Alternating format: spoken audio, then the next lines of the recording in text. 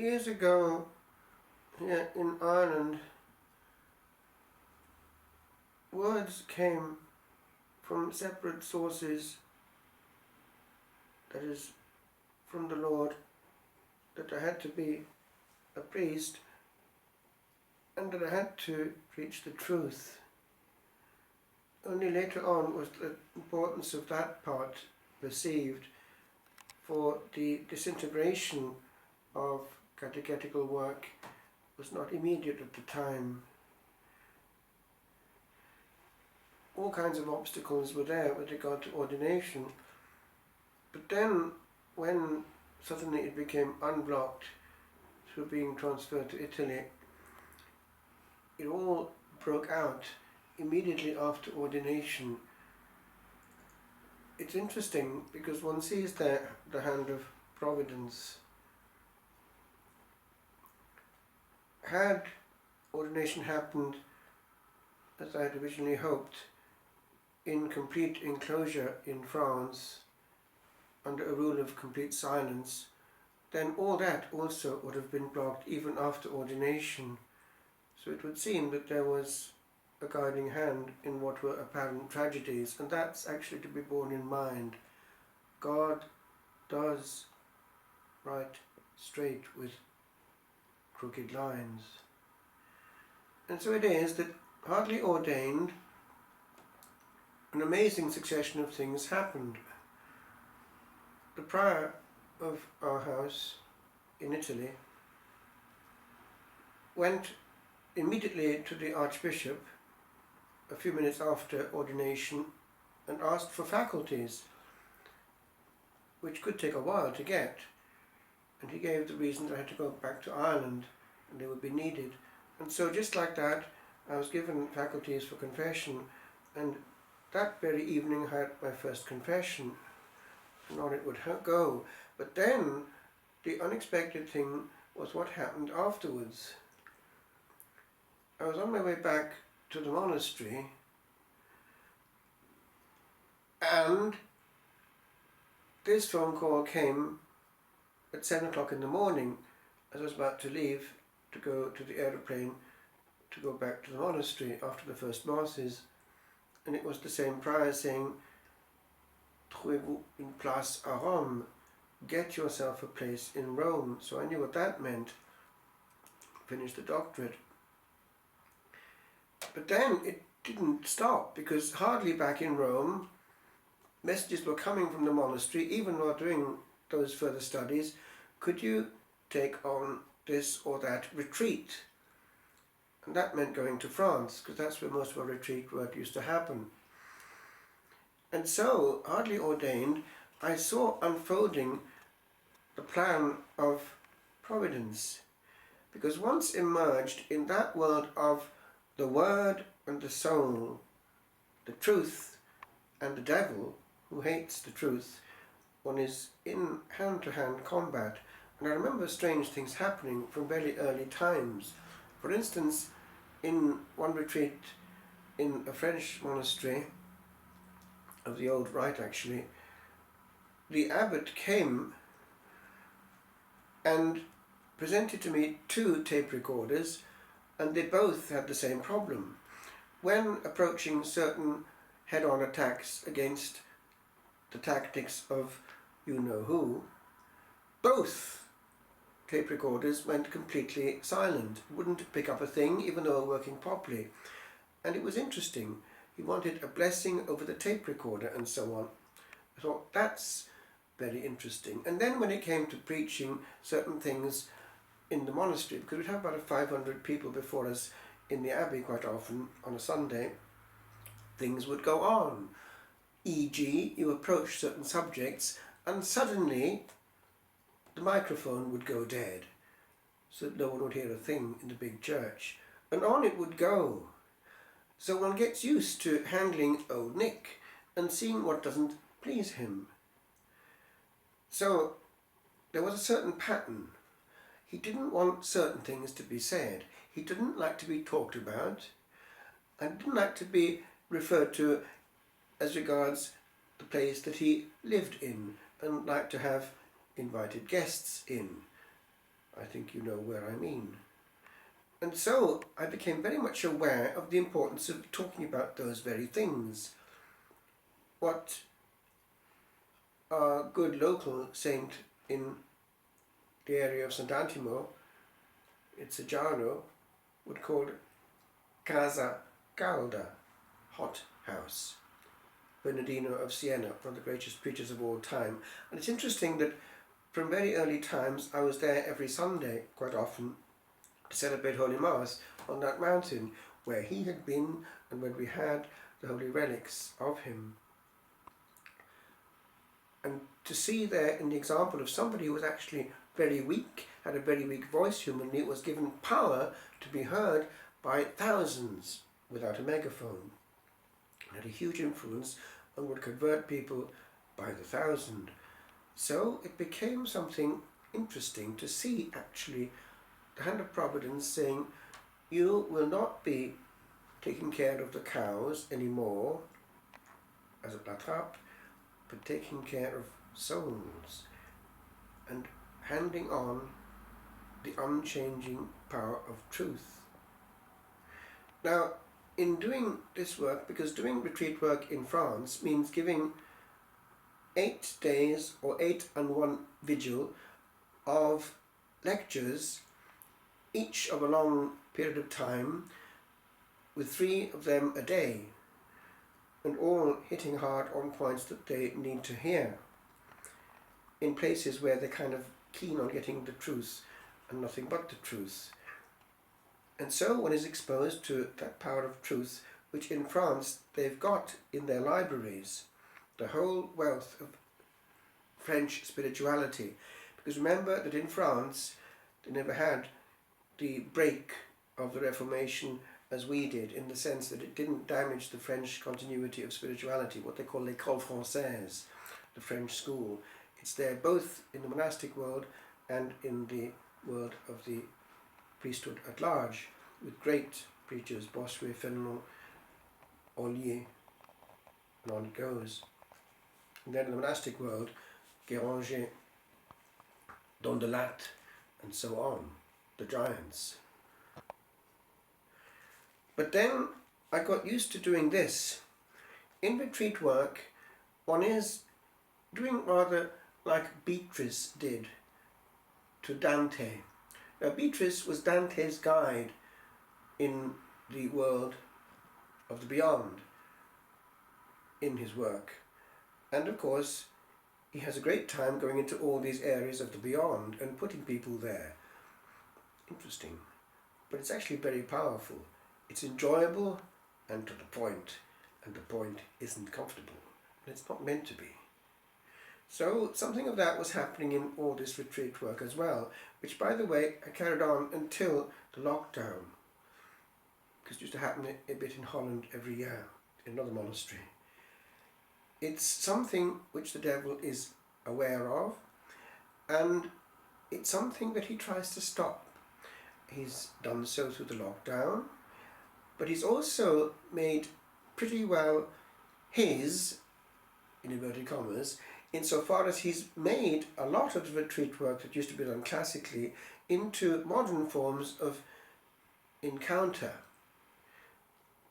with group dynamics, sharing, and much of the human taking the place of what used to be in strict silence, listening to the Lord himself through moments of encounter with him in the Blessed Sacrament and guided meditations, and in the power of demanding preaching.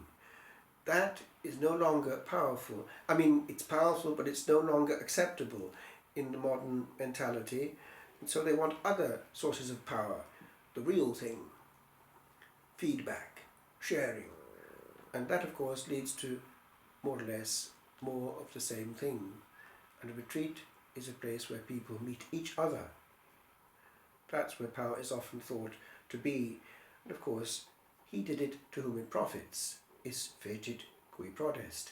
But the other is directly divine. Truth has power, and it doesn't need many words. A few words with a story to make it go home is enough.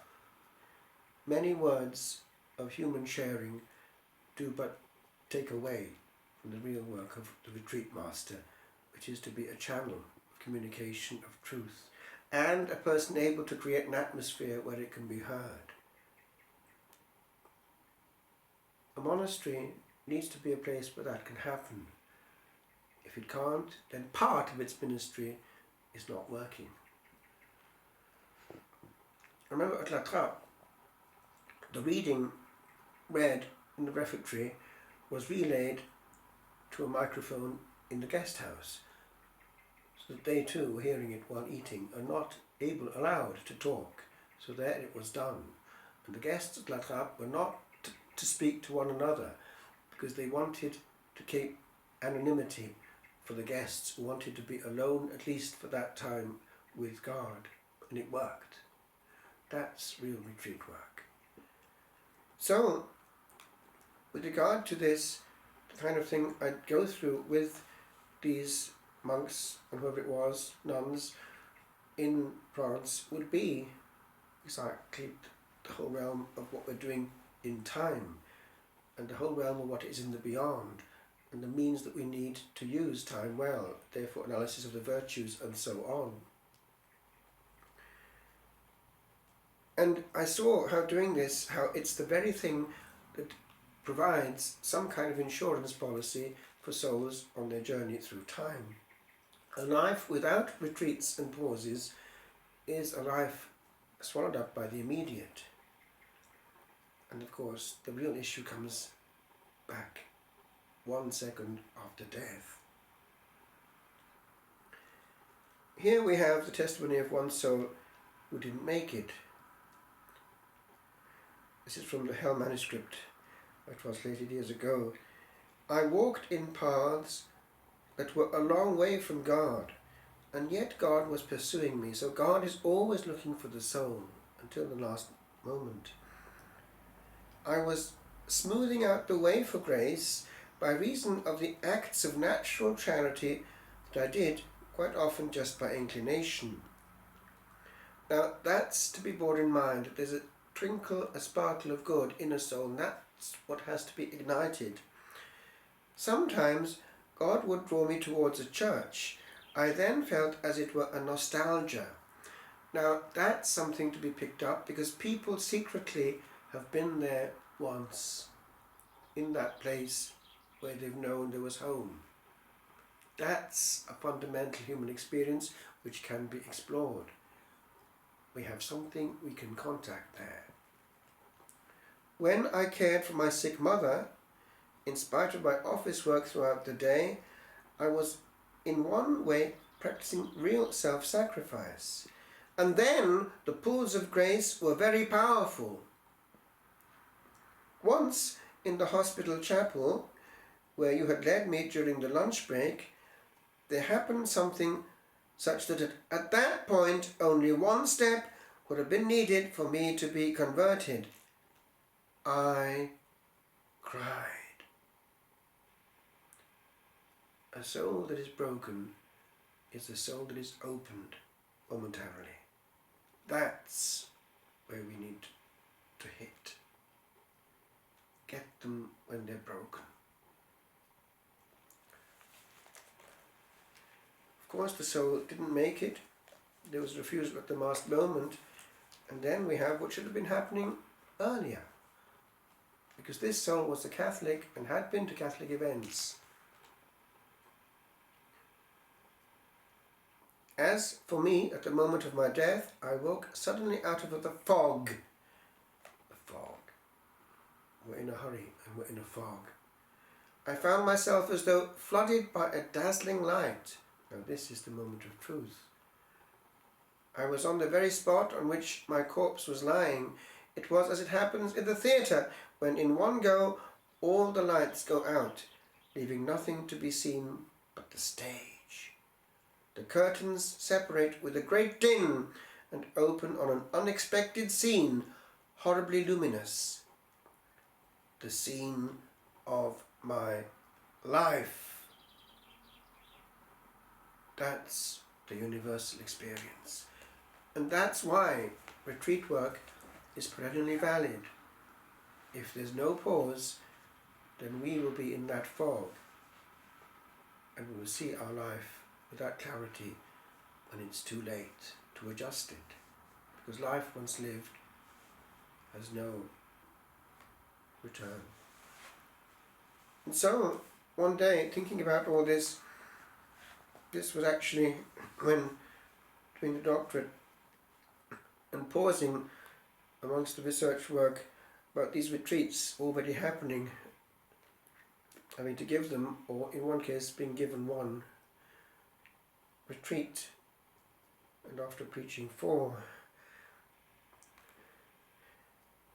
This was written at the Abbey at the time.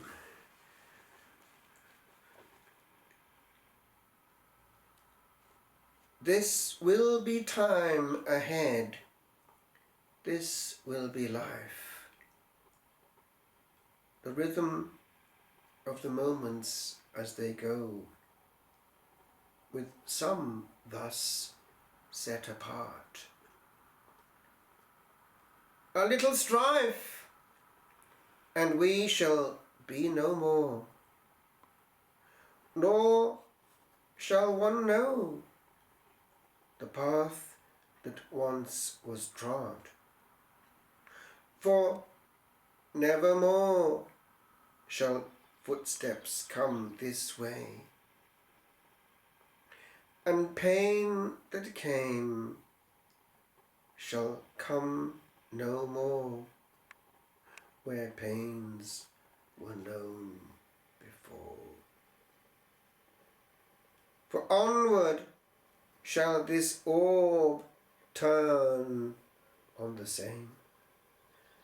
Yet I am well, good Master, in this task of calling from the shores of evermore,